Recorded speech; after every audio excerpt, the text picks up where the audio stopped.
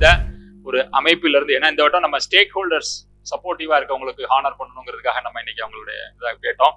அவங்க தான் அக்செப்ட் பண்ணி உடனே இன்னைக்கு வந்திருக்காங்க. அவங்களுடைய வெல்கம் ஸ்பீச்சை கொடுக்கும்போது இந்த தருணத்தில் நான் கேட்டுக்கொள்கிறேன்.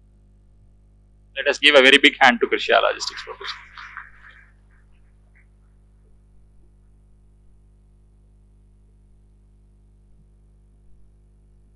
இங்கு வருகை தந்திருக்கும் அனைத்து ஏற்றுமதியாளர்களுக்கு ஃபியூச்சர் யூ எக்ஸ்போர்ட் மூலமாக ஏற்றுமதியாளராக மாறக்கூடிய அனைத்து ஏற்றுமதியாளர்களுக்கும் அதற்கு உறுதுணையாக இருக்க போகும் திருப்பதி ராஜன் சார் அவர்களை சரியான தேர்வு செய்து இந்த all trade chamber founder president திரு ரத்னவேல் சார் அனைவருக்கும் எனது மதிய வணக்கத்தை தெரிவித்துக் கொள்கிறேன்.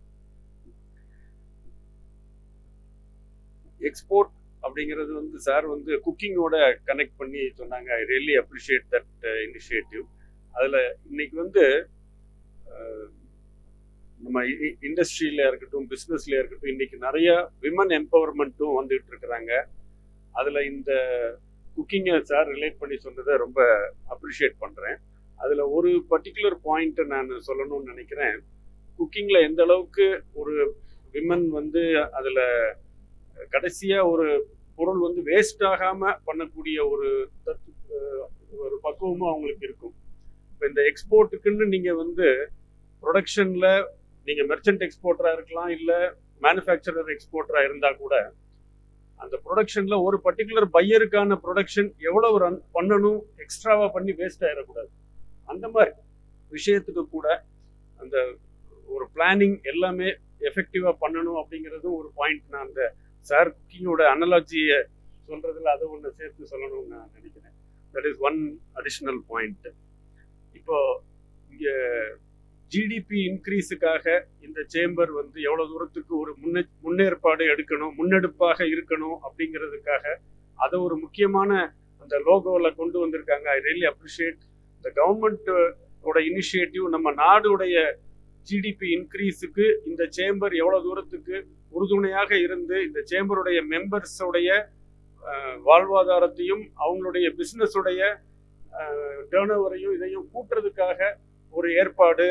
அந்த ஒரு இண்டஸ்ட்ரியிலையும் இருக்கக்கூடிய சில சிரமங்களை சரியான முறையில் தலைவர் அவர்கள் அந்தந்த மினிஸ்டர்கிட்டையோ, அந்தந்த ஸ்டேட்ல உள்ள சீஃப் மினிஸ்டர் லெவல்லையோ இல்லை பிரைம் மினிஸ்டர் லெவல்லையோ கூட எடுத்து சொல்லி இந்த இண்டஸ்ட்ரிக்கு இந்த ப்ராப்ளம் இருக்கு அப்படின்னு எடுத்து சொல்லி அதை திறம்பட அந்த இண்டஸ்ட்ரிக்கு ஒரு சொல்யூஷன் கொடுக்குற அளவுக்கு ஒரு தலைவர் இந்த ஒரு ஆல் ட்ரேட் சேம்பருக்கு இருக்கிறது உங்க எல்லாருக்கும் பெரிய உறுதுணையாக இருக்கும்.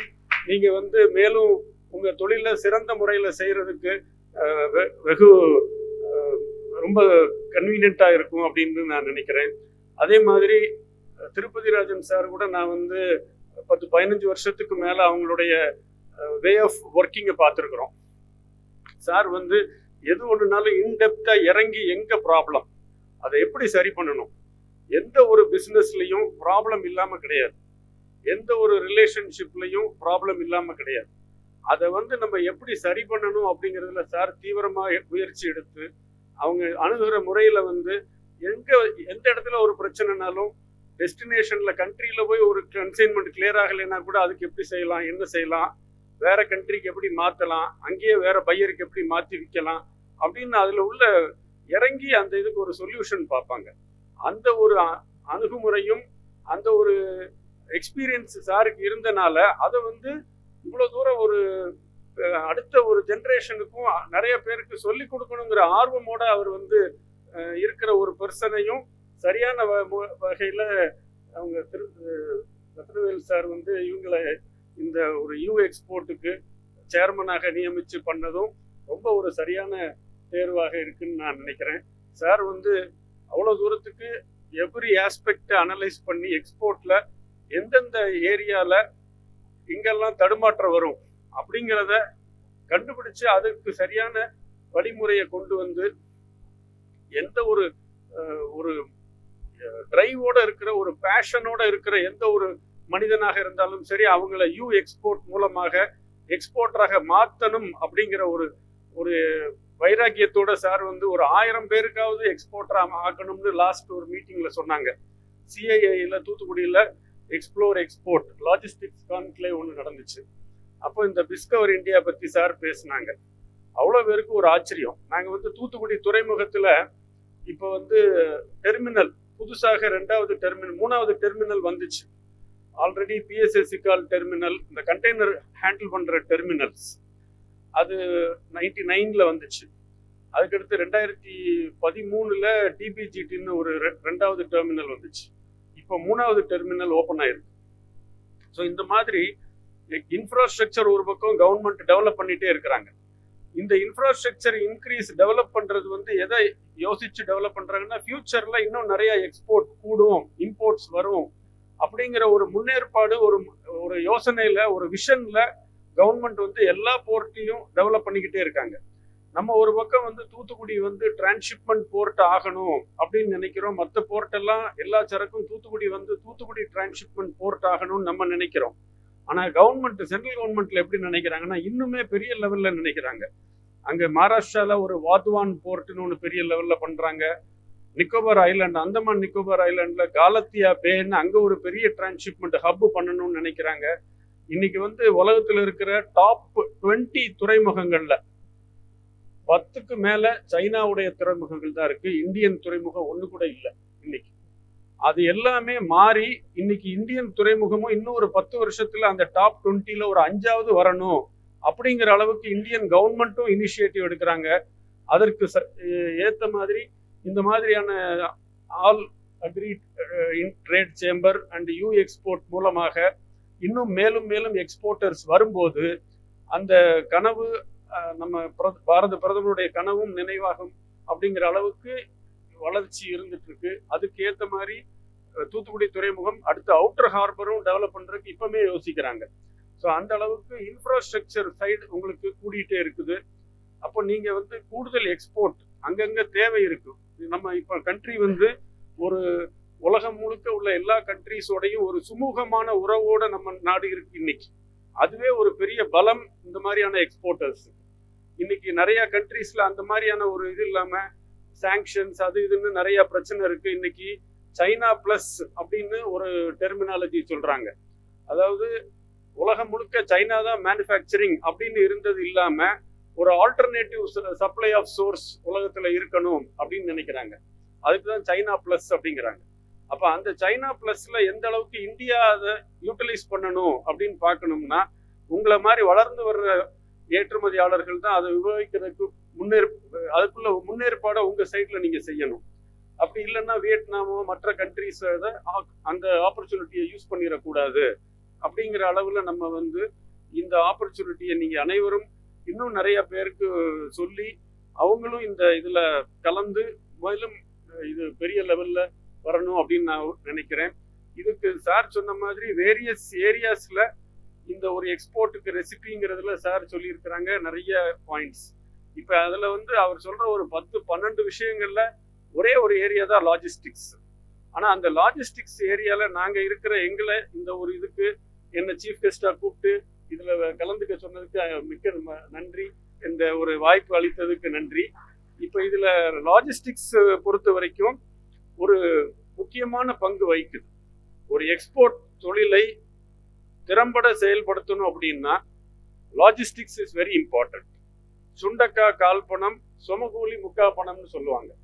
அப்ப அந்த அளவுக்கு வந்து logistics plays a very vital role. இன்னைக்கு நம்ம ஒரு பொருள் நம்ம இன்னைக்கு வீட்டில் எடுக்கிறோம்னா லாஜிஸ்டிக்ஸ்னால தான் உங்க இடத்துக்கு அது வந்திருக்கு. ஃபர்ஸ்ட் மைல் கனெக்டிவிட்டில இருந்து லாஸ்ட் மைல் கனெக்டிவிட்டி வரைக்கும் logistics plays a very important role. இப்போ இந்த லாஜிஸ்டிக்ஸ்ங்கிறது வெறும் டிரான்ஸ்போர்ட் அப்படின்னு மட்டும் இல்லாமல் இது வந்து it is encompassing a major area. கஸ்டம்ஸோ, finance ministry, commerce ministry, finance மினிஸ்ட்ரியிலேயே கஸ்டம்ஸ், ஜிஎஸ்டி தவிர பேங்கிங் ரெகுலேஷன்ஸ், ஆர்பிஐ, இந்த மாதிரியான எல்லா இதுவும் கவர் ஆகுது. அது தவிர மினிஸ்ட்ரி ஆஃப் காமர்ஸ் உடைய இது மூலமா டிஜிஎஃப்டியோட ரெகுலேஷன்ஸ், எக்ஸ்போர்ட் பாலிசி என்ன, இது ஃப்ரீலி எக்ஸ்போர்ட்டபிளா ரெஸ்ட்ரிக்டடா, அது வந்து அப்பப்போ டைம் டு டைம் சில பொருளுடைய எக்ஸ்போர்ட் பாலிசி மாறிட்டே இருக்கு. எக்ஸ்போர்ட்டுக்கு ஃப்ரீங்கிறாங்க, ஒரு நேரம் ரெஸ்ட்ரிக்ஷனுங்கிறாங்க, அப்புறம் ரெஸ்ட்ரிக்ஷனை ஓப்பன் பண்ணி வித் எக்ஸ்போர்ட் டியூட்டிங்கிறாங்க, அப்புறம் எக்ஸ்போர்ட் டியூட்டி எடுக்கிறாங்க. ஸோ இந்த மாதிரி சேஞ்சஸ் வந்துட்டே இருக்கிறனால இந்த எக்ஸ்போர்ட் பொருள் எந்த பொருளில் நம்ம இருக்கிறோமோ அதில் வந்து இந்த சேஞ்சஸ் என்ன வருதுங்கிறத அப்ரஸ்டா இருந்து தெரிஞ்சுக்கிட வேண்டிய ஒரு முக்கியமான ஒரு இது இருக்கு. அதெல்லாம் தெரிஞ்சுக்கிறதுக்கு நாங்க வந்து as a customs broking license holders அப்படி இருக்கிறவங்க வந்து இந்த மாதிரியான டே டு டே சேஞ்சஸ் வந்து அப்டேட்டடா இருப்போம். ஸோ இந்த மாதிரி logistics service providers, custom brokers அல்லது ஃப்ரைட் ஃபார்வர்டர்ஸ் இப்படியான உள்ள லாஜிஸ்டிக் சர்வீஸ் ப்ரொவைடர்ஸ்ட்டு நீங்க வந்து உங்களுடைய கான்டாக்ட்ஸ் நல்லபடியா ஒரு அவங்களோட உங்களுடைய ரிக்குவயர்மெண்ட்ஸை நல்லா தெரிஞ்சு வச்சு எந்த ஒரு இதுனாலும் உங்களுக்கு அப்டேட் கொடுக்குற மாதிரி அவங்கள இருந்தாங்கன்னா உங்களுக்கு ரொம்ப ஈஸியாக இருக்கும். நீங்கள் டீல் பண்ணுற ப்ராடக்ட் ரிலேட்டடாக எந்த ஒரு சேஞ்ச் வந்தாலும் அவங்க வந்து உங்களுக்கு உடனடியாக அதை கம்யூனிகேட் பண்ணாங்கன்னா நீங்கள் அதை உடனே செயல்படுத்த முடியும். இப்போ எக்ஸ்போர்ட் ஆஃப் ரைஸ் வந்து டியூட்டியிலேருந்து நில் டியூட்டி ஆகுது, அப்போ இம்மிடியட்டாக அது நிறையா ஆப்பர்ச்சுனிட்டிஸ் வருது. ஸோ அந்த மாதிரியான ஆப்பர்ச்சுனிட்டிஸை இம்மிடியட்டாக யூஸ் பண்ணணும். சில நேரங்களில் லேட் இன்ஃபர்மேஷன் கூட missing an opportunity. So timely information, அதை இம்மிடியட்டாக அப்ளிகேஷன் ஆஃப் மைண்ட் இருக்கணும்.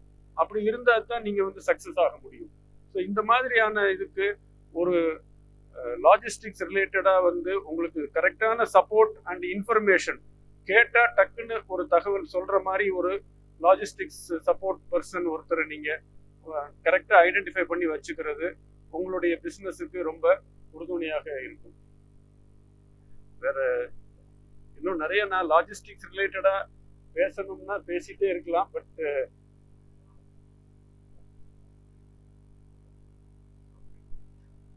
ஓவரால் இந்தியாவில் வந்து இப்போ நம்ம சார் சொன்ன மாதிரி ஒரு பொருள் வந்து அவங்க வந்து அந்தந்த இடத்துலயே உள்ள இந்தியன் போர்ட் அல்லது ஐசிடி மூலமாக அங்கங்க இருந்து ஏற்றிடுறாங்க. காரணம் லாஜிஸ்டிக் காஸ்ட் தான். அங்கங்க இருந்து ஏற்றும் போது அந்த பொருளை இங்கே மதுரைக்கு கொண்டு வந்து தான் நம்ம சரி பார்த்து ஏற்றணும் அப்படின்னு இல்லாமல் மத்திய பிரதேஷில் வாங்குறாங்களோ அங்கே இண்டோர் ஐசிடியிலேருந்தே ஏற்றிடுறாங்க. இல்லை குஜராத்தில் ப்ரொக்யூர் பண்ணுறதை முந்திராலேருந்து ஏற்றுறாங்க. ஸோ அந்த மாதிரி அந்தந்த இடத்துல இருந்து ஏற்றும் போது காஸ்ட் அட்வான்டேஜ் இருக்குது. யாராவது ஒரு ரெப்ரசன்டேட்டிவோ இல்லை ஒரு நல்ல ஒரு லாஜிஸ்டிக்ஸ் பர்சன் அந்த ஊரில் இருந்தாங்கன்னா இவங்க பிகாஃப்ல அங்கே ரெப்ரசன்ட் பண்ணி கூட பார்த்துருவாங்க. இப்போ நிறைய எக்ஸ்போர்ட்டர்ஸ் வந்து நாங்களே டீல் பண்ணுறவங்க பாம்பேல உள்ளவங்க, டெல்லியில் உள்ள கஸ்டமர்ஸ் இருக்காங்க. ஒரு ஷிப்மெண்ட்டுக்கும் இங்கே வர்றதில்லை. அவங்க எங்கள்கிட்ட சொல்லிட்டா நாங்கள் அவங்களுடைய ஒரு ரெப்ரசன்டேட்டிவ் மாதிரி அந்த பொருளை கலெக்ட் பண்ணி ஏற்றுமதி செஞ்சு அதனுடைய ஒரு ஸ்டேஜையும் அவங்களுக்கு அப்டேட் பண்ணிடுறோம். ஸோ தட் வே ஒரு கஸ்டமருக்கு வந்து கான்ஃபிடன்ஸ் கிரியேட் பண்ணுறோம், ட்ரஸ்ட். இன்னைக்கு பிஸ்னஸ்னாலே ட்ரஸ்ட். சாருடைய அவங்க கம்பெனியோட இதே வந்து எக்ஸ்போர்ட்டிங் ட்ரஸ்ட் அப்படின்னு நினைக்கிறேன் சாருடைய டேக் லைனே. அது ஒரு பஞ்சிங் டேக் லைன். அந்த மாதிரி வந்து இன்னைக்கு ட்ரஸ்ட் தான் வந்து முக்கியம். நம்ம எந்த அளவுக்கு வந்து ஒரு பையர் வந்து நம்மளுடைய பொருள் இவங்கள்ட்ட ஆர்டர் கொடுத்தா இவங்க கரெக்டாக எக்ஸிக்யூட் பண்ணுவாங்க அப்படிங்கிற அந்த டைம்லி எக்ஸ்போர்ட் பண்ணுறதையும் நீங்கள் அதுக்கு எடுக்கிற ஏற்பாடு என்னென்ன செய்கிறீங்கிறத அப்பப்போ அப்டேட் பண்ணிகிட்டே இருந்தீங்கன்னா கூட கஸ்டமருக்கு ஒரு கான்ஃபிடன்ஸ் வரும். ஏன்னா உங்களை நம்பி ஒரு 10%ஓ 20% அட்வான்ஸ் கொடுத்துருப்பாரு. அந்த அட்வான்ஸை வச்சுட்டு நீங்கள் பாட்டுக்கு அந்த ஷிப்மெண்ட்டே பண்ணாமல் விட்டுட்டா அந்த அட்வான்ஸுக்கு என்ன ரிட்டர்ன் அப்படின்னு அவருக்கு பயப்படலாம். ஸோ அந்த ஒரு ஃபியர் மட்டும் கஸ்டமர் மனசில் வராத அளவுக்கு நீங்கள் பிஸ்னஸை பண்ணீங்கன்னா உங்களுக்கு ரிப்பீட் ஆர்டர்ஸ் வந்துக்கிட்டே இருக்கும். ஸோ அந்த நம்ம வந்து எப்போவுமே வந்து இந்த பிஸ்னஸை பொறுத்த வரைக்கும் கஸ்டமர் பாயிண்ட்ல நம்ம மைண்டை யோசிக்கணும். நம்மளுடைய இம்போர்ட்டர் வெளிநாட்டில் இருக்கான், நம்மளை நம்பி அட்வான்ஸ் கொடுத்துருக்கான், ஆர்டர் கொடுத்துருக்கான். இந்த பொருள் அங்கே போய் தான் அவன் 4 பிஸ்னஸ் பண்ணி அதை காசாக்கணும். அப்போ அவனுக்கு வந்து எந்த அளவுக்கு இந்த பொருள் மேலே இம்பார்ட்டன்ஸ் இருக்கு, இந்த பொருளை நம்ம ரெடி பண்ணி கொடுக்கறதுக்கு என்ன ஏற்பாடு செய்கிறோம், இந்த ஸ்டேஜில் இருக்குது, இந்த தேதிக்கு ஷிப்மெண்ட் பிளான் படி நடக்கும் அப்படிங்கிற தகவல் நம்ம கொடுத்துக்கிட்டே இருந்தோம்னா தான் கஸ்டமருக்கு கான்ஃபிடன்ஸ் வரும். ஸோ அந்த கான்ஃபிடன்ஸை நம்ம கெயின் பண்ணுற மாதிரியான உங்களுடைய நடவடிக்கைகள், உங்களுடைய கம்யூனிகேஷன் இருக்க உங்கள் மேலே உள்ள இன்ட்ரெஸ்ட் அண்ட் இவங்களுக்கு நம்ம ரிப்பீட் ஆர்டர் கொடுக்கணும்னு நினைப்பாங்க. நாட் ஓன்லி அந்த ஒரு பர்டிகுலர் ப்ராடக்ட் இல்லை, நீங்கள் உங்கள் சோர்ஸில் வேற இந்த ப்ராடக்ட்டும் வாங்கி கொடுப்பீங்களா, அதையும் கொடுப்பீங்களான்னு உங்களுக்கு நியூ ஆர்டர்ஸ் வர ஆரம்பிக்கும். ஸோ அந்த building trust is very important in business as well as in export market. அந்த ஒரு ஏன்னா கிராஸ் பார்டர்ல இருக்கிற எங்கேயோ இருக்கிறவங்க உங்களை நம்பி they are giving an order. So அதுக்கு வந்து we have to give trust. இப்போ அந்த மாதிரியான ஒரு இதில் எங்கள் கஸ்டமர் டெல்லியில் இருக்கிற ஒரு கஸ்டமருக்கு பேப்பர் எக்ஸ்போர்ட் வயா தூத்துக்குடி பண்ணுறோம். பழனியில் உள்ள ஃபேக்ட்ரியோ சிவகாசியில் உள்ள ஃபேக்ட்ரியில இருந்து தான் கார்கோ வருது. அப்போ அது வரும்போது அந்த பேக்கிங் வந்து ஒயிட் பிபி பேக் பேல். நான் கூட இந்த ஃபேக்ட் இதில் நீங்கள் ஒன் ஆஃப் த ஃபோட்டோவில் அது கூட இருந்துச்சு. அந்த கார்கோவை வந்து நம்ம பேல் ஹேண்ட்லிங்க்குன்னு உள்ள கேச்சர் வச்சு தான் நம்ம ஹேண்டில் பண்ணுறோம். அந்த கார்கோ எதுவும் டேமேஜ் ஆகிடக்கூடாது அப்படிங்கிறதுல எந்த அளவுக்கு ப்ரிகாஷன் எடுக்கணுமோ அதெல்லாம் எடுத்து பண்ணுறோம். ஆனாலும் அந்த ஒயிட் பேக்கிங் மெட்டீரியல் அந்த சிஎஃப்எஸ்லேயோ வேர் ஹவுஸ்லேயோ இறக்கி வைக்கிறோம், லாரியில் வருது, மல்டிபிள் ஹேண்ட்லிங் ஆகுது. அப்போ வந்து அந்த ஒயிட் இதில் டஸ்ட்டு, அந்த டஸ்ட்டோட டெஸ்டினேஷன் போனால் பையர் வந்து இந்த டஸ்ட்டோட வந்திருக்கு நாங்கள் ரிஜெக்ட் பண்ணுறோம். இன்னைக்கும் கார்கோ உள்ள நல்லா இருக்கு, வெளியே உள்ள பேக்கிங்ல உள்ள தூசி அது ப்ராக்டிக்கலாக வரக்கூடிய ஒரு விஷயம். அப்போ நாங்கள் வந்து டிஸ்கஸ் பண்ணோம் கஸ்டமரோட, நீங்கள் ஒயிட் பேக்கிங்க்கு பதிலாக சம் அதர் கலர் சூஸ் பண்ணுங்க அப்படின்னு ஒரு டார்க் ப்ளூ கலர் இப்போ சூஸ் பண்ணி பண்ணுறாங்க. ஸோ இது வந்து சில சின்ன சின்ன விஷயங்கள் வந்து மேக்ஸ் அ பிக் டிஃபரன்ஸ். அதே மாதிரி இன்னொரு சஜஷன் சொன்னோம், நீங்கள் ஃபேக்ட்ரி ஸ்டஃபிங் பண்ணுங்க, மல்டிபிள் ஹேண்ட்லிங் அவாய்ட் பண்ணுங்க. பட் அதனால கொஞ்சம் காஸ்ட் கூட ஆகுது, பட் ஸ்டில் உங்களுக்கு வந்து மல்டிபிள் ஹேண்ட்லிங்கில் ஆகக்கூடிய டேமேஜை அவாய்ட் பண்ணலாம், இந்த டஸ்ட் இந்த மாதிரி இதை அவாய்ட் பண்ணலாம். இந்த மாதிரி எல்லாம் நாங்கள் வந்து கைட் பண்ணுறோம். ஸோ ஒரு ப்ராப்ளம் வரும்போதும் அந்த ப்ராப்ளத்தை மீறி நம்மளால வந்து அடுத்த லெவலுக்கு இம்ப்ரூவ் பண்ணுறதுக்கு வாய்ப்புகள் நிறைய இருக்கு. வென் வி ஆர் அதுக்குள்ள இன்ட்ரோஸ்பெக்ட் பண்ணி அதை எப்படி ரூட் காஸை நம்ம கரெக்ட் பண்ணணும் அப்படின்ற ஒரு எண்ணத்தோட நம்ம செய்யும்போது நம்மளுடைய பிஸ்னஸ் வந்து கண்டிப்பாக ஒரு ப்ராப்ளம் வந்து கண்டிப்பாக ஒரு ஆப்பர்ச்சுனிட்டியா மாறுற அளவுக்கு கண்டிப்பா செய்ய முடியும் அப்படின்னு நான் இதுல சொல்லிக்கிறேன். வேற எதுவும் நம்ம ஸ்பெசிஃபிக்கா பாயிண்ட்ஸ் பேசினாங்கன்னா நம்ம அப்படி பேசி நம்ம சொல்லலாம். இந்த வாய்ப்புக்கு நன்றி. For a fantastic presentation. So அவருக்கு ஒரு சிறிய நினைவு பரிசு.